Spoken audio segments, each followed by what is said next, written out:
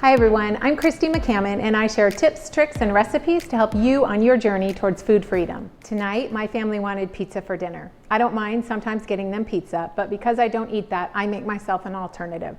And sometimes it looks like pizza, but it is not. So today I'm gonna make spaghetti squash pizza. It's a spaghetti squash crust on the bottom that gets a little bit crispy, and then the traditional pizza toppings on top. All I have is a spaghetti squash that I've cut in half. Scraped out the insides. Pumpkin scraper that you might have had at Halloween is a great option for that, or just a spoon. And then I put olive oil, a little bit of olive oil, salt and pepper, and then I rub it around so it's all coated, and then I roast it in the oven for about 400 degrees for 1 hour.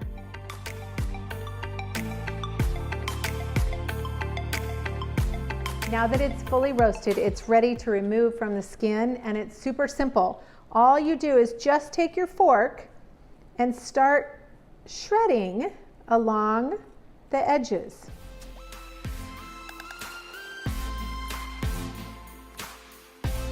Now that it's all shredded, I add a little bit more salt and pepper.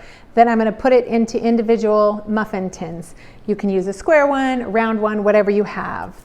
But basically just add a little extra salt, a little extra pepper. You could add chili flakes, or if there's a particular spice you want to add, you can do that. Just kind of stir it up. And then I take a scoop and I press it in the bottom of the muffin tin, and that helps get a little extra crispiness on the bottom.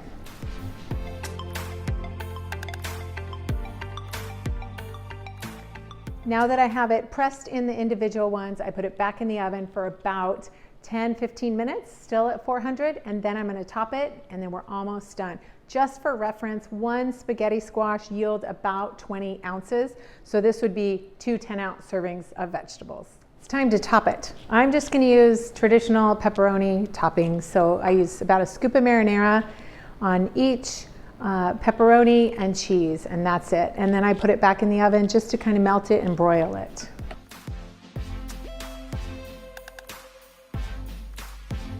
My sugar-free and flour-free pizza is done, and I'm ready to go eat with my family. Try it out. The recipe's in the description.